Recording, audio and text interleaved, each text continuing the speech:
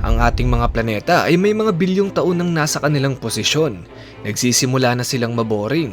Kaya naman, ang videong ito ay lalagyan natin ng konting twist. Paano kung pagpalit-palitin natin ang mga posisyon ng ating mga planeta mula sa pinakamalaki hanggang sa pinakamaliit? Paano nito maaapektuhan ng Earth? Mabubuhay pa kaya tayo sa ganitong setup? Kung oo, baka naman araw-araw na delubyo ang mararanasan natin. Mga mangyayari kapag sinafol natin ang mga planeta, yan ang ating aalamin.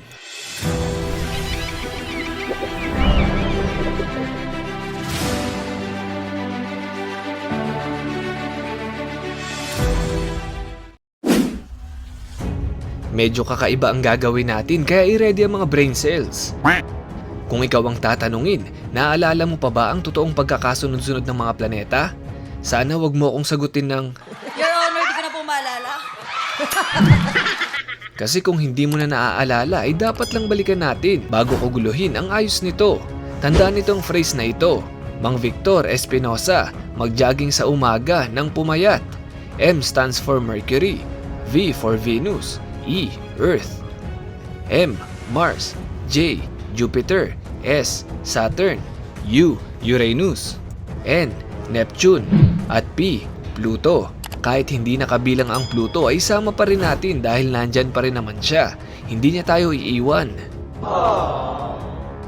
Ngayong na-remind ka na sa pagkakasunod-sunod ay subukan na nating i-shuffle. Mula sa pinakamalaki hanggang sa pinakamaliit. Mula sa posisyon ng araw, una ang Jupiter, sunod ang Saturn, Uranus, Neptune, Earth, Venus, Mars, Mercury at Pluto. Well, mukha lang magandang tignan ang ganitong ayos, pero mayroon itong dalang malaking problema.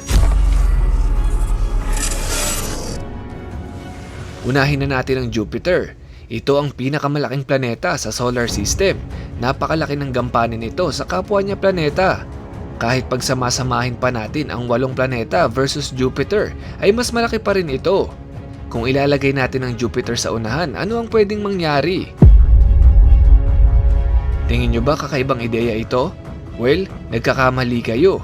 Kung titignan natin ang ibang star system ay normal lang ang pagkakaroon ng napakalaking planeta katabi ng kanyang star. In fact, ang ilan sa mga ito ay binansagang hot Jupiters dahil para talagang Jupiter ang mga ito pero mainit. Ang mga ito ay sharing gaseous planet, napakalaki at mahangin, mas mahangin pa sa kaklase mo. Kung ilalagay natin ang Jupiter sa posisyon ng Mercury, ay hindi pa rin ito magiging habitable. Ang 12 years na ginugugol ng Mercury para makaikot sa araw ay kaya niyang tapusin sa loob ng 90 days lang dahil sa laki nito. Ang temperatura ng Jupiter ay normal na malamig, ngayon ay magiging mainit na. Aabot sa 167 degrees Celsius, sapat para matunaw ang mga common na bakal. Pero hindi pa rin malalampasan ng Jupiter ang average na temperatura ng Venus na umaabot sa 464 degrees Celsius. Kung maging mainit ang Jupiter, ano na ang mangyayari sa mga nagyayelong buwan nito? Ang mga kristal ng yelo ng Ganymede, Callisto at Europa ay magsisimula na ring matunaw. Ang dating halos hugis bilog ng mga buwan nito ay mag-iiba na at magkakaroon ng napakaraming karagatan. Pero hindi ito magtatagal dahil sa sobrang init ay unti-unti ring matutuyo ang mga tubig dito. Kung totoo man ang hinala ng mga siyentipiko na may nabubuhay sa kailaliman ng karagatan ng Europa ay agad din silang mamamatay dahil sa init. Ngayon naman sa pangalawang posisyon, sa likod ng Jupiter ay ipwesto natin ang pangalawang pinakamalaking planeta, ang Saturn. Pareha silang gas giant ng Jupiter, ibig sabihin kung tatalon ka sa loob nito ay wala kang maaapakang bato. Ang dating malamig na planeta ay magiging mainit na rin, naaabot sa 55 degrees Celsius. Ang ganitong init ay maaaring magdulot ng agarang heat stroke kapag naranasan natin. Ang Saturn ang tinaguriang may pinakamagandang singsing sa ating solar system. Ang mga singsing na ito ay gawa sa namumuong yelo na may kasamang mga bato. Kung mag-iiba ang kanyang temperatura ay alam nyo na ang mangyayari.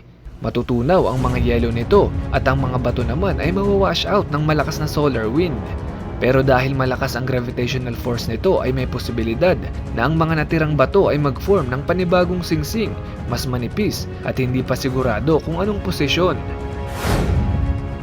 Ngayon naman ay nandito na tayo sa pangatlo, ang pinaka-importanting parte sa ating solar system, kung saan orihinal na nakapwesto ang ating planeta, ang Goldilocks Zone. Sa kasamaang palad ay hindi na tayo dito pupwesto. Ikatlo sa pinakamalaki ang Uranus. Ang normal na ikot nito sa ating araw ay inaabot ng 84 years dahil sa layo nito. Ngayong pangatlo na siya ay magiging 365 days na lang. Dati ay malamig itong planeta.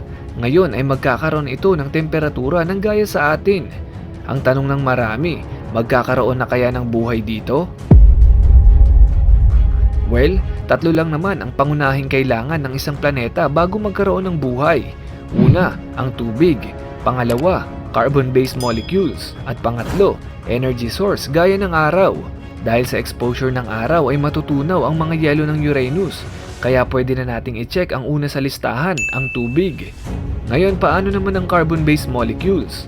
Good news dahil present ang methane at ammonia sa Uranus. Ang pangatlo sa listahan na energy source ay check na agad dahil nakapwesto na ito ngayon sa kinalalagyan natin. Kumpleto naman pala. Ibig sabihin ba nito ay may mabubuhay na sa Uranus? Sa kasamaang palad ay napakataas ng atmospheric pressure sa planetang ito. Kapag nandito ka ay para kang nasa ilalim ng dagat. May malakas na puwersang pipiga sa iyo at mahihirapan kang huminga. Ang isa pang problema ay gas giant din ito. Walang solid na lupa na pwede nating apakan. So ang sagot sa tanong na kung pwede bang mabuhay dito ay napaka-imposible. Pero wag na tayong lumayo. Ang Uranus ay mayroong 27 moons. Sinasabing mas may tsansa pang mabuhay sa mga ito kumpara sa planeta mismo. Pero hindi ito agaran. Nangangailangan pa ng bilyong taon para makasurvive ang single cell sa mga buwang ito. Ngayon, diretso naman tayo sa pang-apat na posisyon. Ilagay natin ang Neptune sa pwesto ng Mars ngayon. Ang ice giant na ito ay unti-unti ring iinit. Kilala ang Neptune sa pagkakaroon ng napakalalakas at napaka-agresibong mga bagyo dahil sa komposisyon nito. At kapag mas inilapit ito sa araw, ay mas magiging malala ang kalagayan nito. Sa kabuuan, kapag nagsama-sama ang apat na malalaking planetang ito malapit sa araw, ay dito na magsisimula ang delubyo. Ang apat na ito ang may pinakamalakas na gravitational pull. Kapag nagtabi-tabi sila, ay malaki ang tsansang maghatakan sila at hindi na masunod ang kanilang orbit. Dahil sa hatakang ito ay madadamay na rin pati ang iba pang planeta ng mga kasunod nito. Ang mga maliliit na planeta ay maaaring madurog dahil sa malakas na paghatak nila. Pero sabihin na nating nakasurvive ang mga planeta at nagkaroon ng normal na orbit. Ang Earth ay lilipat sa ikalimang pwesto, nasa gitna ng Neptune at ng Venus. Kapag mas naging malapit tayo sa Neptune ay mahihila tayo nito at malaki ang tsansa na maging kabilang tayo sa mga buwan ng Neptune. Ibig sabihin, iikot tayo sa Neptune habang umiikot ito sa araw. Mukhang nakakahilo, di ba? Pero ito ang pinakamagandang senaryo sa lahat dahil may pagkakataon pa tayong makasurvive pero hindi tiyak kung gaano katagal. Kung malayo tayo sa araw ay magiging malamig. Mas kaunti na rin ang makukuha nating energy mula sa sinag ng araw. Ang ating mga dagat ay unti-unti nang magiging yelo. Kung hindi tayo makakaisip ng paraan para mabuhay sa ganitong planeta, ay maaari din tayong maubos. Ang siguradong makakasurvive lang ay ang mga hayop sa pinakailalim ng dagat dahil doon ay mapapanatili ang magandang temperatura. Kung gusto mong makasurvive ng walang ginagawa, ay dapat ready ka na maging snailfish. Ang ikalima naman ay Venus, sunod ang Mars, Mercury at huli ang Pluto. Sa mga planetang ito ay wala naman magiging spesyal. Lahat sila ay magiging mga planetang solid at matigas na yelo. Ikaw kapantas, gusto mo ba ang ganitong pagkakasunod-sunod ng mga planeta? Gusto kong makita sa ibaba. Talagang nakakamangha kung papaano inayos ng may likha ang ating solar system. Wala na tayong hihingin pa, kaya araw-araw magpasalamat. Magkita-kita ulit tayo sa next video. Yun lamang po para sa video ito. Uli, ako si Mr. Pantas at sa channel na ito, libre ang matuto.